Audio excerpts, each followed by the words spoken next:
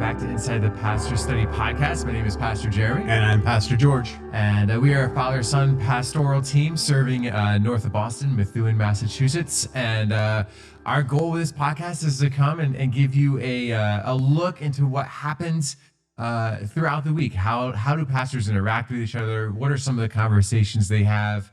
And what are some of the things that we think about outside of the normal, like, Sunday morning services and Bible studies and things like that? What are the things that we tend to wrestle with and wonder about throughout the week? A lot of those are biblically based and theological, and sometimes they're just cultural, and sometimes they're just fun and interesting to us. We both love trivial type things. We were laughing earlier today in the office. We were talking about movie trivia between Sound of Music and My Fair Lady and the overlaps on those. It's random stuff that tends to happen here.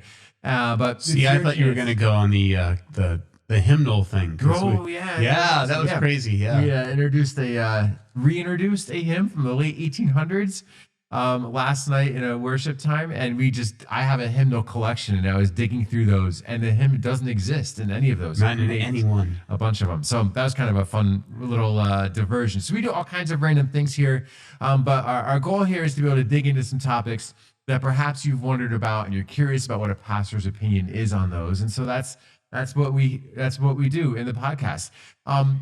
You may also now beginning this week, we're going to be wrestling with this and figuring it out a bit. So there'll be some fits and starts and different things here, but you have the chance to watch us in the studio too. Is that what he looks like? Yeah. Oh, man. That's the guy. All right. He has way less hair than I thought he would. And his son does too. All right. Yeah. So so you have a chance to watch us on YouTube.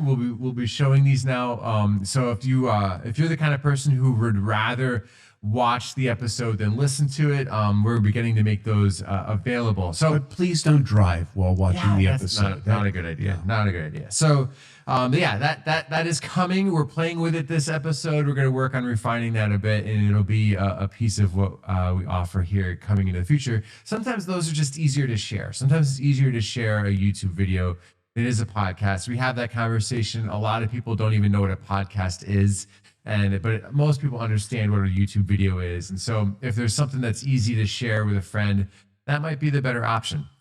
But today we want to dig into some interesting topics. I'm looking forward to these conversations. And we begin with our theological term of the week. The theological term of the week. All right, so here it is. Theological term of the week is holiness. Holiness. All right.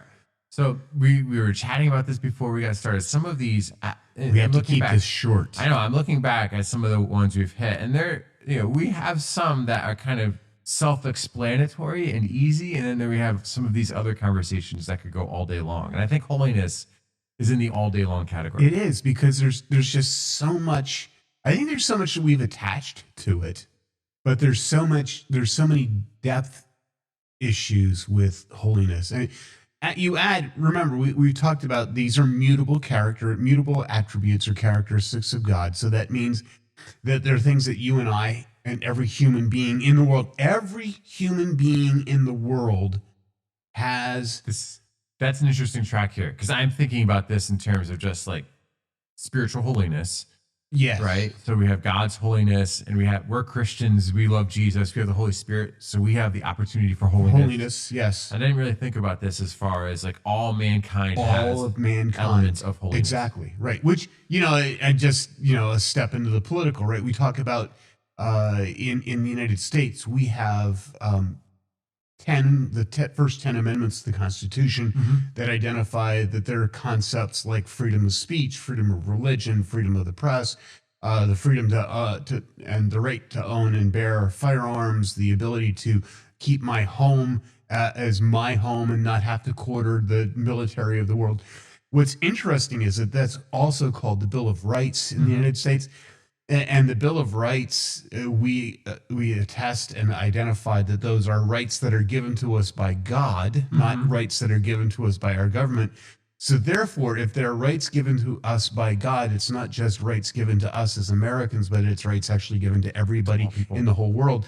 And that's this concept that we have with mutability, is that these aren't things that we're just talking about being given to Christians. We're talking about every human being in this world understands what holiness is, and every human being in this world acts, whether he realizes it or not, within the concept of holiness.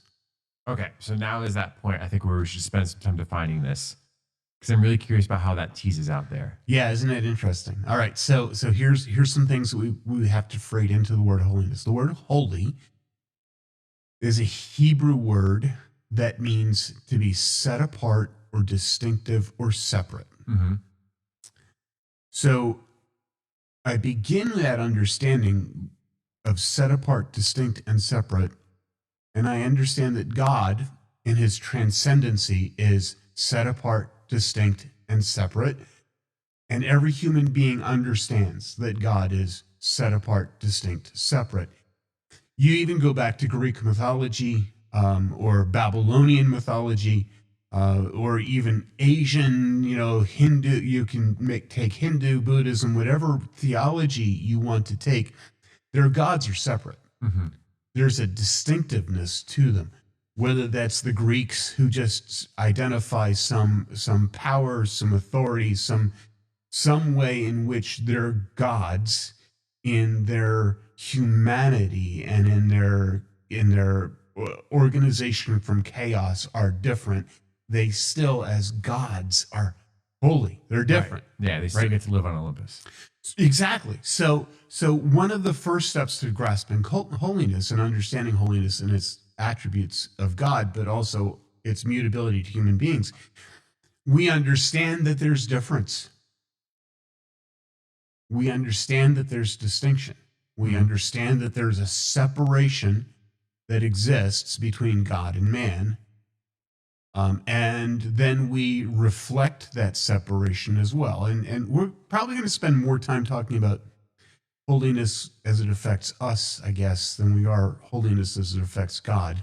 I feel like, yeah, if you're tuning into the podcast, you have at least some baseline understanding of Christianity, right? And I think even if you don't have a baseline understanding, although we have that guy in India who listens to us. We've seen that. And I don't know. It's pretty cool. So, this basic, I think most of us have a basic understanding of how religion works, right? Yeah. So you could be agnostic or an atheist tuning into this, and you'd at least know that as a religious person, I would expect my deity to be separate in some level from me. Exactly. Right? Yes. So that I think we can kind of hold on to that and figure that part out, that God is separate and unique, and he does not have, he has this set apartness from humanity. He's not just a better one of us. He is his own, which I think there's some controversies on that, right? Like God is not just a better human, like God is God. Yes. Right. So there's history on that too. But, see, we told you this could go a long way, this conversation. Crazy. So,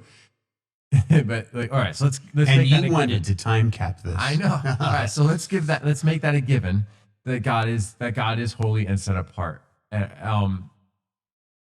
So as Christians, we can be holy and we can make things holy unto God.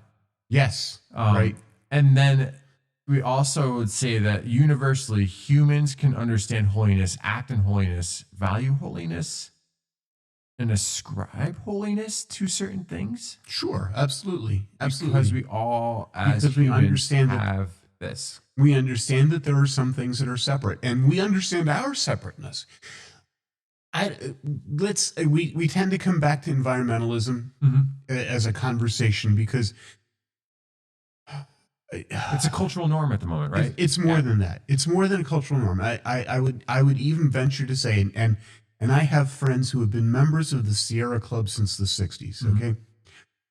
I would venture to say that environmentalism has become a religion. It's a pantheistic religion as practiced by many people, in that environmentalism sees the holiness of the created universe and the wholeness of it, the working together of it, is very actually Eastern Asian, even Hindu in its understanding of its wholeness of the earth. But within that, mankind still is expressing this concept of holiness, because how do we return the world to this environmental foundation and standard of perfection? Mm-hmm. Well, it's all man's work. Mm-hmm. Human beings see themselves as the ones who are responsible for the destruction of the planet. Mm-hmm. How do we solve that? Do we let the planet solve it for itself? If the planet is God, if the environment is God, then the environment should be able to heal itself. It should be able to overcome the things that have been introduced into it. Instead, what we have is we have mankind, again, grasping their holiness, grasping the reality of their viceroy position in this world, and saying, I must change my environment. I must change my climate. Because I am God. Because I am God.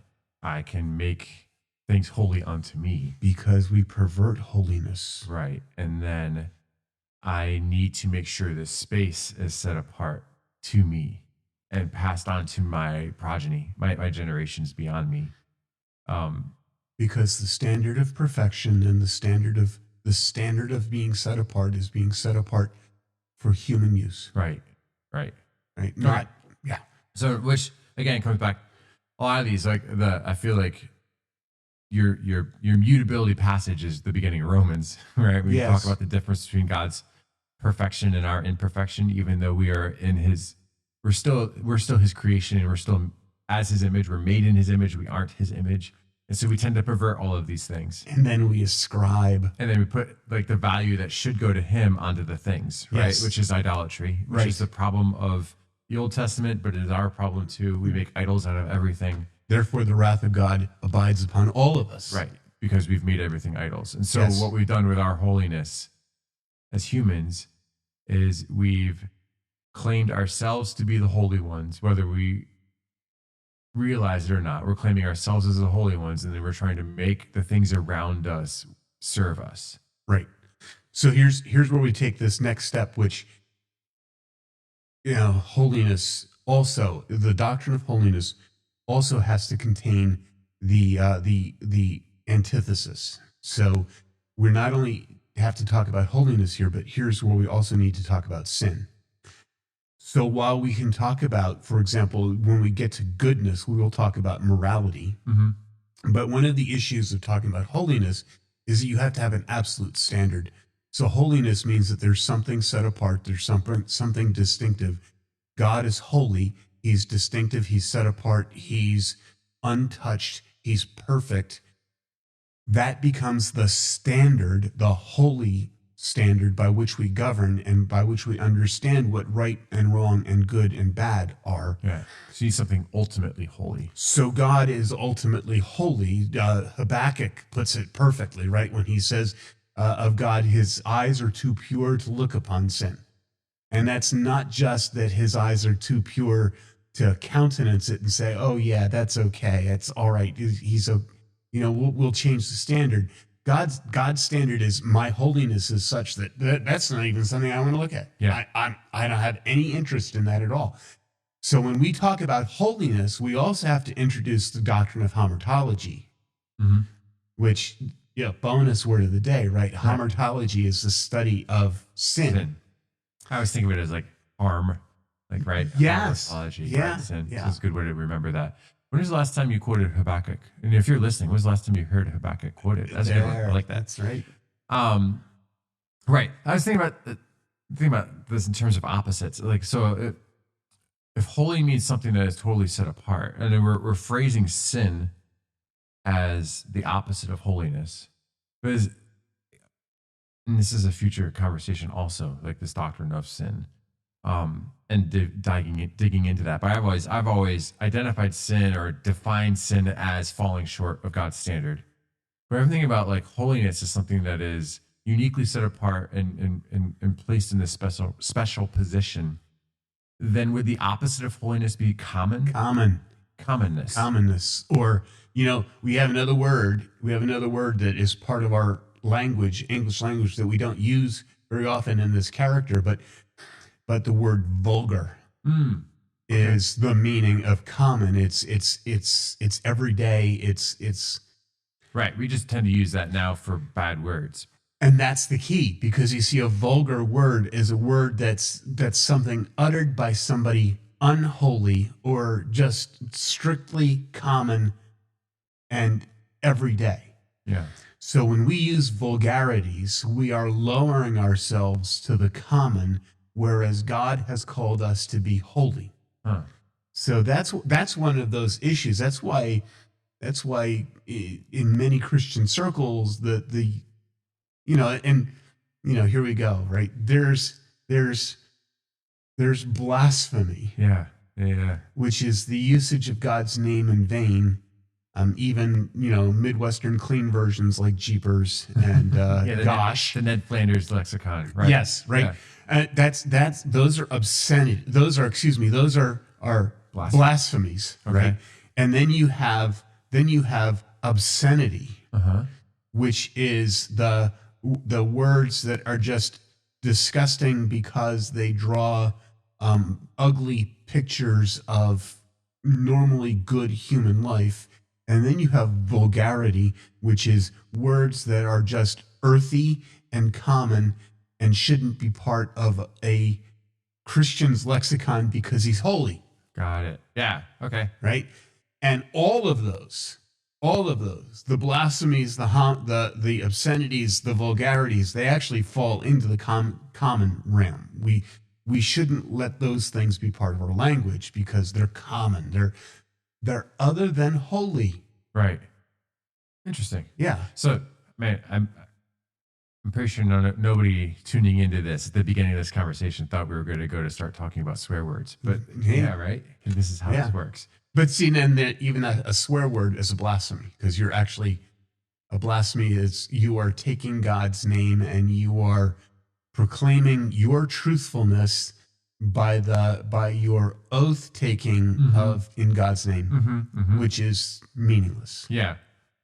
See, there you go. There's why Christians shouldn't swear. I think like this is one of those things, right? Like I think a generational difference, a generational divide. I know a lot of Christians my age and younger who don't share the same kind of conscience. Holiness? That we'll call them older generations than mine, but we all know the slang. We know the invective at the moment, right? So boomers and older, right, would have a better understanding of this than I think younger generations, where we just tend to see this as like, that's just like this cultural thing. Like that's like our parents got mad about that, but really isn't a big deal that I use these words. I mean, come on, they're just words. Right. Right. But are they holy? Holy. And are we speaking in holiness? Am I convinced that what Jesus says in Matthew during the Sermon on the Mount, when he says God is holy, he says, "Be ye holy as your Father in heaven is holy." Is that just I'll never reach that. I'm not even going to try because I'll never reach that. So am I giving up on the objective before I even pursue it? But identifying that God's holiness mutes to every human being in this world, whether they are righteous or unrighteous, they have an understanding and a comprehension of their distinctiveness, their separation, and their purity standard that they could establish before God. Yeah, and I think that is the challenge, I think, for a lot of us as believers, that we walk in holiness. This is throughout the New Testament. Motivated out of who Jesus was, and so we now have to try and figure out how to walk in holiness.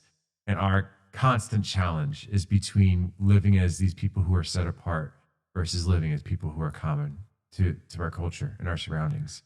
And we grow up thinking about holiness in terms of being good and following the rules, but I don't know that we often think about this in terms of, do I choose to live in a set-apart life that's dedicated to my Savior? Or do I choose to live a life that is common and looks just like the world I'm from? And that really is the distinction here, right? Yeah. Can I be different? Yeah. And, here's the other side of this. Remember, holiness, every human being. Mm-hmm.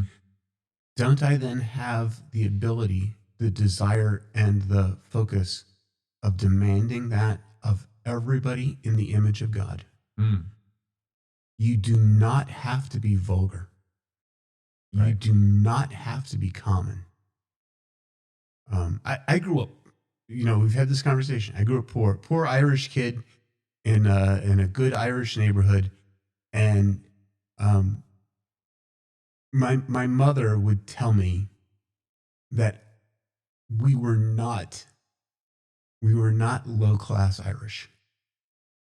This is what she actually. So some of you who are Irish, you grasp this. She would say, we're not some shanty Irishmen.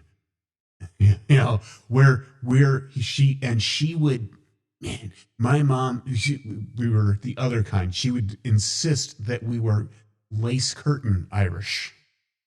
And she would insist that we stay as above common as possible. She, all of my neighbors held their forks and spoons like shovels. And my mother would slap our hands for holding our spoon like a shovel.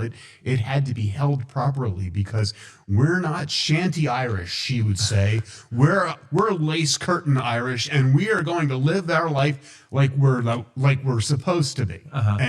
And she made it different. Yeah. We were different. And I think that there's an element in Christianity. I don't care where you are. I don't care what we should be encouraging people to be their best, to be separate, distinct. Yeah. Because we all have that in us, whether we've decided to attribute it properly or not. Absolutely. Yeah. Absolutely. Interesting. Yeah. There you go. This theological term of the week, holiness.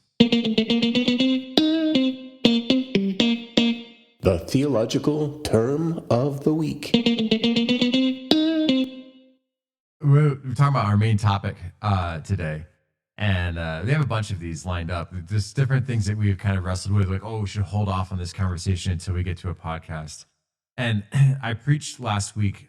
We've been doing in our church, we've been doing this year a series on communion during our communion weeks. So wherever we are in our sermon series, we will pause it on the first week of the month to do some kind of sermon on communion or an aspect of communion, and then we'll resume our normal programming, right? Right. And so we'll pause series in the middle, talk about communion on Communion Sundays, and then go back into other things. And so last week I was preaching on communion Sunday and on communion, and the topic I was working through was this aspect of community and what does communion have to do with us as a church community, and the normal way that sermon goes is kind of the direction I took, that you approach the table making sure that you are in right relationship with the rest of the church body.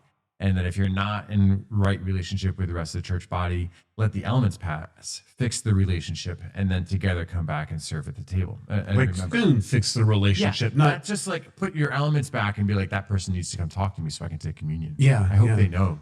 Yes. I hope they know how offended I am with them. We are not in right relationship, and so I'm going to place my things back on the table so that they know that I am not in right relationship. And meanwhile, everybody else is looking at them. I knew somebody that didn't take communion for like 5 years because they had an issue with somebody who probably had no clue. None. Yeah, this is the way this stuff works. Yeah. You guys all know this, and we can all see that in other people. Hard to see it in ourselves. Right. So this was the conversation. This was the sermon. But here's the thing.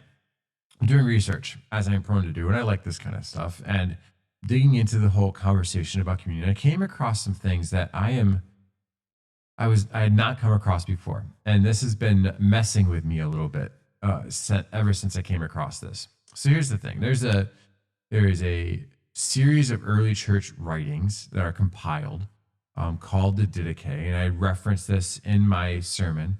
One of the cool things that came out of that was during this communion supper, or this church supper, we'll call it for now. And part of one of the blessings that was prayed in the Didache was about how, as they were breaking the bread, they were reminded that the elements from the bread came from across the hills, and were baked into this one loaf that was now broken and shared among us as a community. And so now we are also unified in this same way. We come from all of these dispersed areas, and dispersed time. We're all a different people. And when we come to the table, we're reminded that we're all one in Jesus, right? It's a great picture. Beautiful picture. I loved it. I needed I used that as an illustration in the sermon. But what I didn't talk about is how in that period of time during these church meals, which happened every Sunday evening, in that particular reference even, there's no blessing for the wine. There's only the blessing for the bread. Interesting. And the wine is just part of the dinner. And in fact, this is just part of the Sunday dinner. And the references that the book I was reading and the references I'm looking at are saying that, like, for a lot of these early church suppers that happen between Pentecost and Paul, that these are just church suppers that are happening. And what Paul is talking about in 1 Corinthians, which is our text, you have the Gospels interacting with the Last Supper, and then you have 1 Corinthians. And these are the two texts that we tend to look at when we're going to the table. And so when you have Paul referencing the Last Supper, or you have Paul referencing the Passover meal with Jesus, he may have been new in assigning this. The writer I was reading was saying that Paul may have been introducing something new to what had become a church pattern, and that what Jesus was doing, like that Last Supper moment, that Passover meal moment, that do not, do this in remembrance of me as often as you do it, that may have been something that only happened once a year on Passover, and that the church weekly meal that was being done was something else. It was a church meal. It was an agape meal, or a love feast is what they were called. They would call these things. And this was a time of church gathering and connectedness. But Paul in 1 Corinthians, when he's addressing the disparity in those meals, the wealthy are bringing in all of this food and eating their fill on it, while the poor who are bringing in their own meager things are starving because they can't afford a good dinner. They're watching the wealthy eat in the same room and feast, and they're starving. And Paul's like, this is a mess.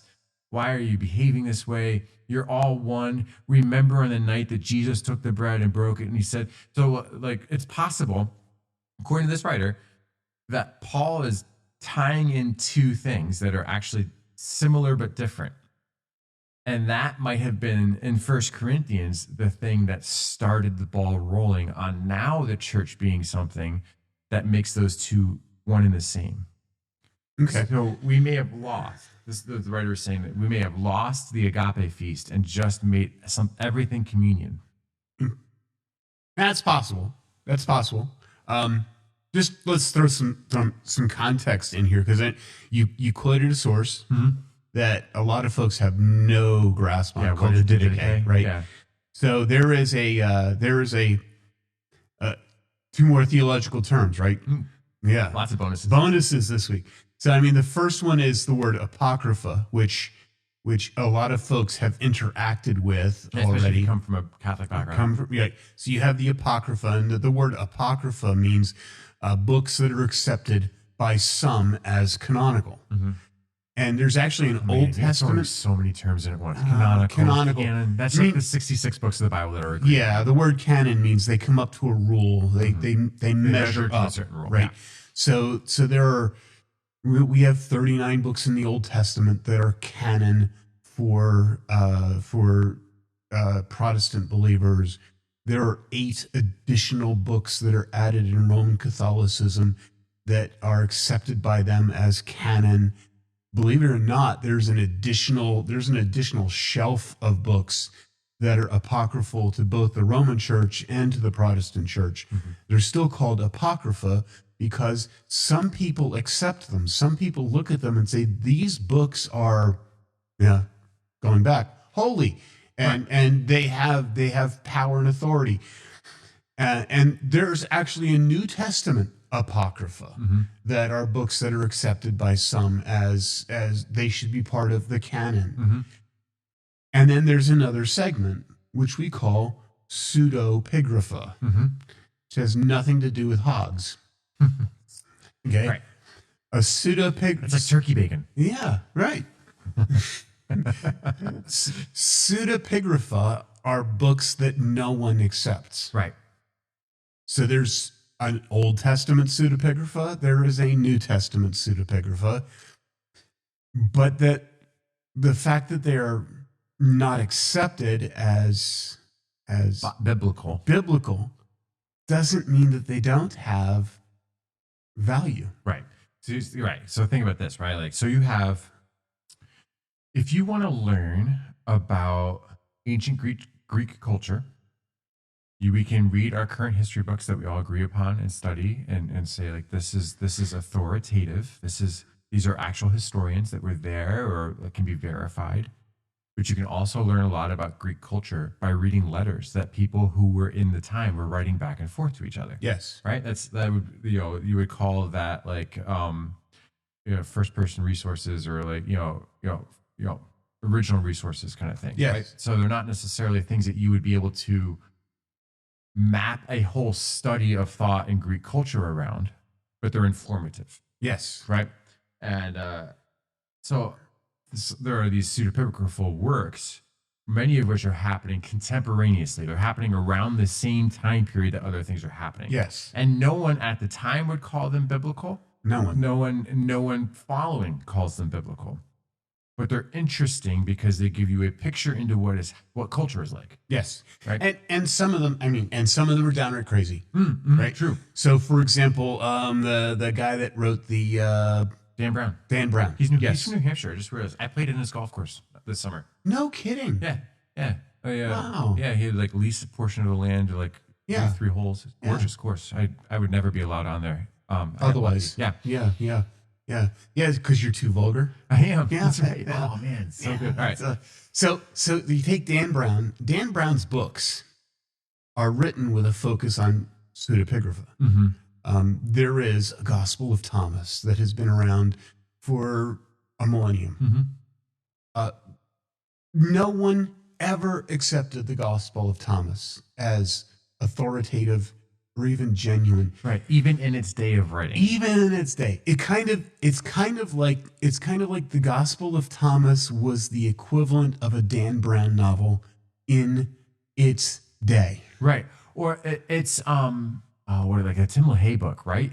Oh yeah, right. Like, Tim LaHaye books. Yeah. Definitely pseudepigrapha. Yeah. Like there are these people are now mad at me. Yeah, I do this at least once a series. So, right. So like those, like those end times books, Left Behind, like those things. Like so people will read those now and be like, this is what's going to happen. This is how it's going to end. Yeah. But when it was written, the person who wrote it knew, and the primary audience hopefully knows, right? That this is not how. Like this is fiction, right? Based on what could happen. Based on our shared beliefs. Yes. Yeah, exactly. Yeah. Exactly.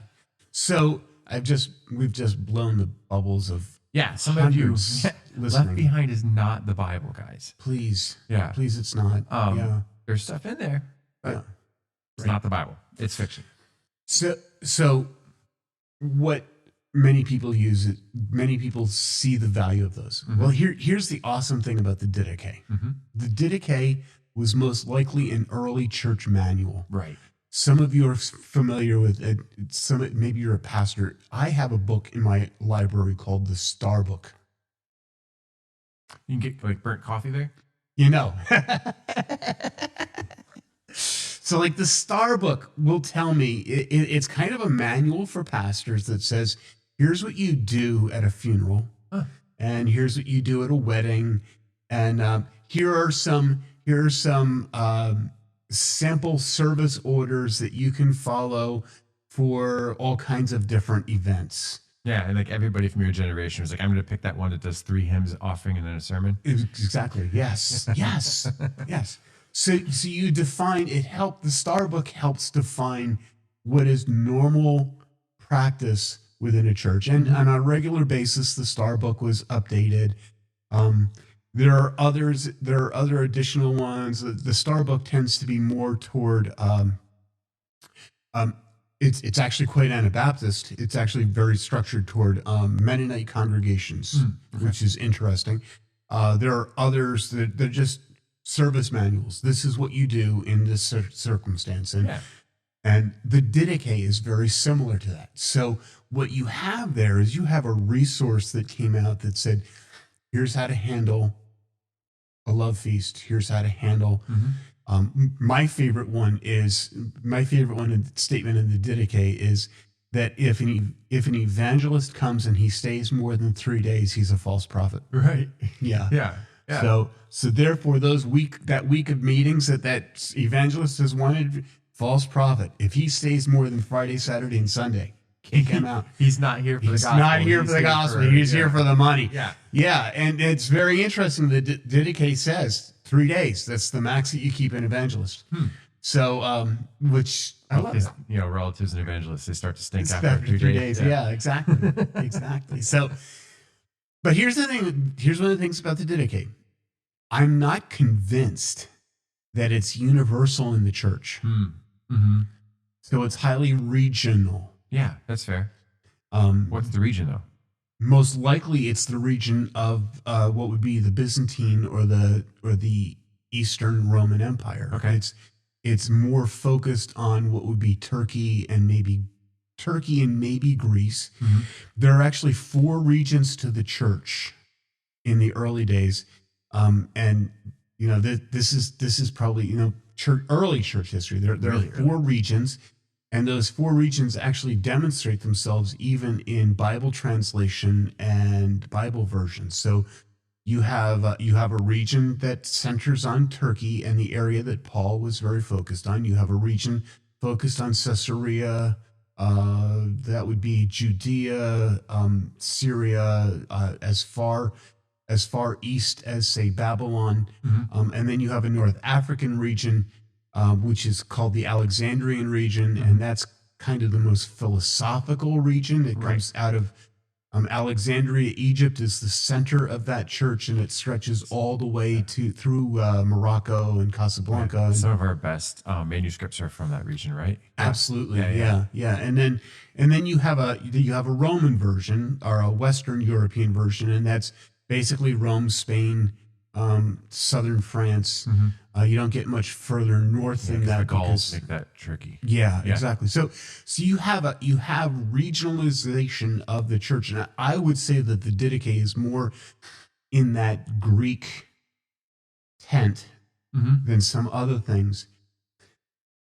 And the Greek concept of communion is very different. Now, here's the other side of it. I don't think that the Didache precedes Paul.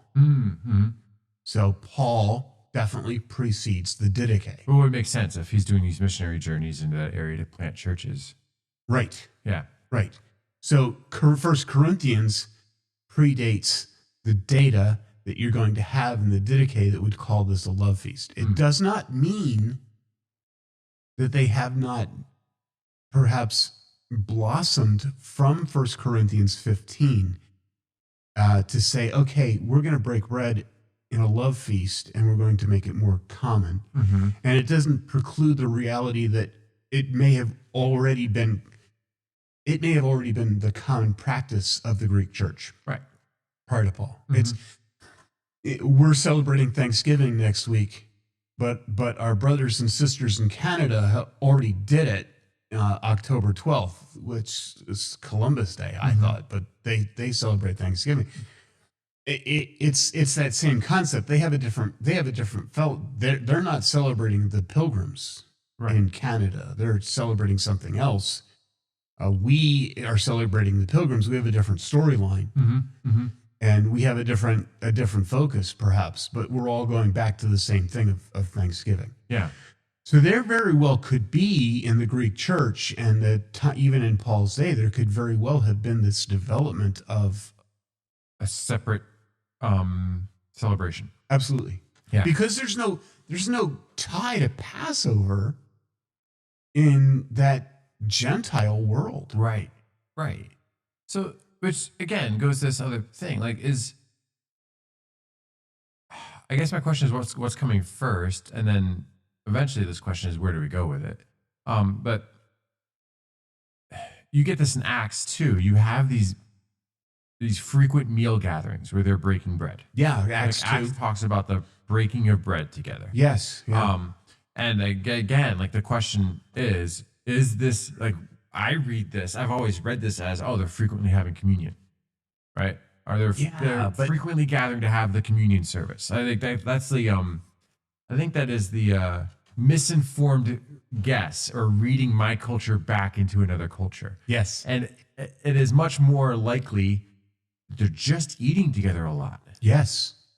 And in the process of them always sharing these meals and always eating together, there are times in which they will remember the Lord's Supper, or they will remember. And I bet, like, especially in these early days, every time they're getting together, they're thanking the Lord for the resurrection, for his death, burial, and resurrection. Of course, why wouldn't? Like, that's the whole reason that we're gathering together. But so out of that, you have this practice of just life. We're celebrating meals together, like the early Acts potluck supper. And every time we gather, the pastor or somebody, an elder, somebody will get up.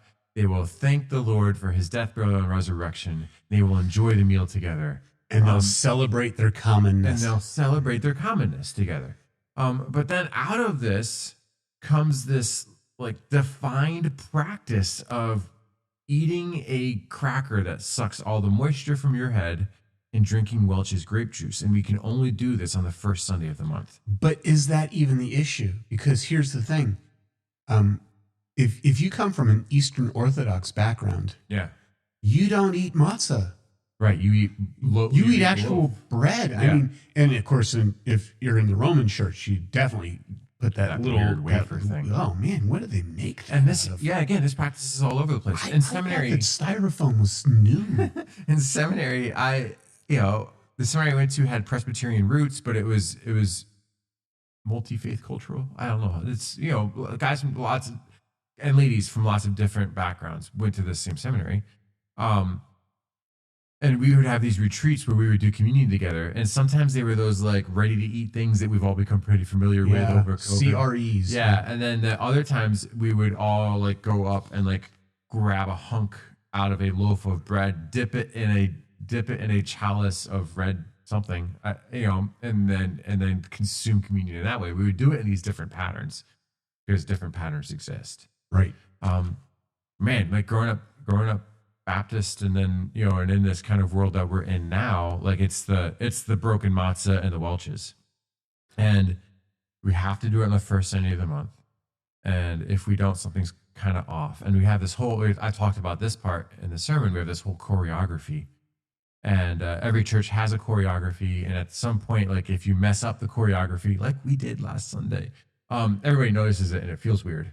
Man, how did you get, like, are these even the same thing? Like, are we doing something that's extra biblical in the name of trying to be biblical?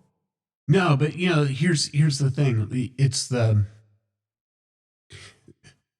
So here's what Paul says in 1 Corinthians 11 that throws the door open to all of this stuff. Yeah. He says, for as often as you eat this bread and this bread. That's the thing, right?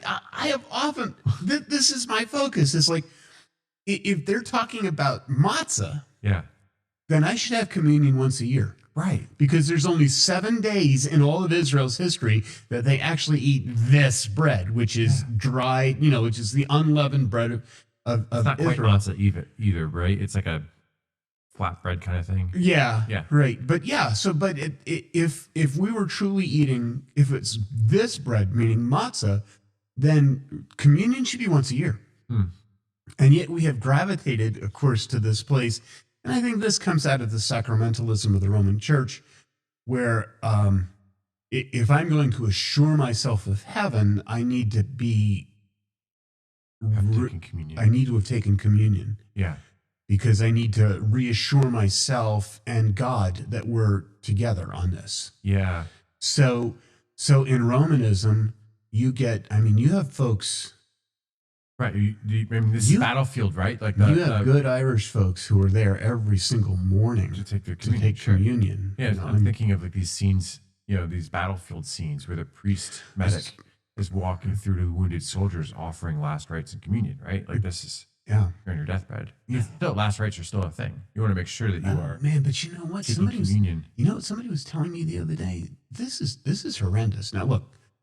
I'm not sacramental. So my only sacrament is the blood of Jesus Christ shed on my behalf, singularly, once and for all. Right. And there is nothing. The word sacred is the thing that makes me holy. Right. Right. Right. So there is nothing that makes me holy. We'll get into imputed righteousness at some point here. There you go. Yeah. The only thing that makes me holy is the shed blood of Jesus Christ, shed on the cross once for all and once for me. And there is nothing that I can do that will ever change my relationship with God. And there is nothing that I need to do to keep my relationship with God. Right. So there is only one sacrament, and it's done by Jesus. But I was recently talking to somebody. Right? We have ordinances. I was recently talking to somebody who was telling me that they worked in a nursing home, and the priests did not want to come to do final unction, last rites for dying patients. They would come like once a month and do last rites for everybody that was in the nursing home. And then it was like, don't call me because I've already covered them all for this month. That sounds like my friend. I had a friend in seminary jokingly who just said that like on January 1st every year, they prayed that God would bless all their meals and they wouldn't pray it anymore. Yeah. Covered all of them. And she said she got to a point where she was calling priests and lying to them. She would say, well, this patient is new since you were here. Would you come and give them last rites? Because she knew these people were suffering with the reality that they might not make it to heaven because they weren't getting last rites. And let me just tell you this, having said that and having told this horrifying story of laziness. What I see as laziness and people letting down on what they say that they believe. You don't need me to come and pray over you when you die. I am more than willing to do that. I'm going to come to you and I'm going to review with you what it means to know Jesus as your Savior. Just talk about the only sacrament. I'm going to talk to you about the only sacrament, and I'm going to confirm with you as best you can communicate it to me that you have made that decision. And then I'm going to pray with you and entrust you to Jesus. But giving you communion when you die is not going to change that. Mm-hmm. Because taking communion doesn't change that. Yeah. So, and that's why that's the thing. It's like, do I have to have communion every week? Yeah. And there are a lot of folks who come to me and have come to us as an evangelical church, and they're like, man, I struggle with the fact that you don't do communion every week. And I understand that it's part of your history and it's part of your tradition, but it's also part of that ritual that may have actually lost its meaning and significance. So is the once a month communion that evangelicals tend to practice a compromise from that? I think so. It's like a middle ground. Sure. Like we think that this is probably just a Passover deal. Yeah. But you're coming out of Catholicism, and so we're going to meet you somewhere. Somewhere in the middle, right? Yeah. Right. And I know, for example, the Grace Brethren, which is a small sect in the Midwest, mostly Indiana. Mm-hmm. The Grace Brethren practice quarterly communion. Pretty cool because they follow the John 13 pattern, and they actually do foot washing as well at that service, and then they take communion. A lot of churches that I know of have moved communion out of their Sunday morning venue to a Sunday evening venue, because if you're coming to get some kind of ritual cleansing from sin, it's not going to do it. So they do it Sunday evenings so that you have to be dedicated enough to show up for that. Yeah, the church that I served in first out of college would do this, and I think they were trying to tie in this concept of love feast to communion, and they would, so their pattern, which I actually really liked. I would implement this someday if it would work for our culture, but they would have once a month Sunday evening service that was for communion. There's a once a month communion service. Otherwise, they did not have a Sunday service. So this was a special thing. And at the communion service, there would be a time of like a combination prayer meeting and communion service sort of thing, where the pastor would do the Phil Donahue thing, which some of you are listening and have no idea who that is, and it's fine. Or they'd walk around the room with a microphone, somebody would stand up and offer a praise report or a prayer request, and you'd always have that one guy who talked for 20 minutes, and then so you'd have this time of prayer, and then you would all go to the table together and have communion, and then afterward the church would intentionally break out into the community to have dinner together. I like that. So there would be these meals, and they'd actually call them agape meals. And I was working in student ministry in that church, and we would do that with our students. We'd actually have these things, and the whole student ministry would go to a restaurant, and we would split kids up intentionally in different tables so they would have to interact with kids they don't normally interact with. Just this whole thing, right? And there's actually a really cool rhythm. I like that it made communion something other and something special and something out of the, it's just a different element of rhythm to the way they did things. And I thought that was cool. Now, just a different perspective on this. Guy Glass, good friend of mine, such a good friend that actually, Uncle Guy. Yeah. So his church is in Miyaca City, Florida. Look it up. And every Sunday after church, they have dinner. The entire congregation. They have people that are cooking. Different people cook each week, and they're ready, and they eat dinner after every single worship service, except Communion Sunday. And Guy might listen and say, "No, we changed that," or you misunderstood that, right? But they don't on Communion Sunday. They celebrate the Lord's table, and then they go home. But there is a meal at that church every single week because their fellowship is important and significant to them. Yeah, these are cool things. And I guess the point here is this, that we should be careful as Christians to not get so tied to our liturgy that we miss the point of the liturgy. That is so true. And I guess that was the emphasis of my sermon too, a side emphasis, because I think it's so important to think about the community part. I think we're so individualistic. It's really easy to think how am I before Jesus, but I'm holding those elements in my hand, like that quiet time of prayer. But it's also really important to remember that this is community and communion have the same roots, right? We need to think about how our standing is as a body and as a church family. It's really important to remember.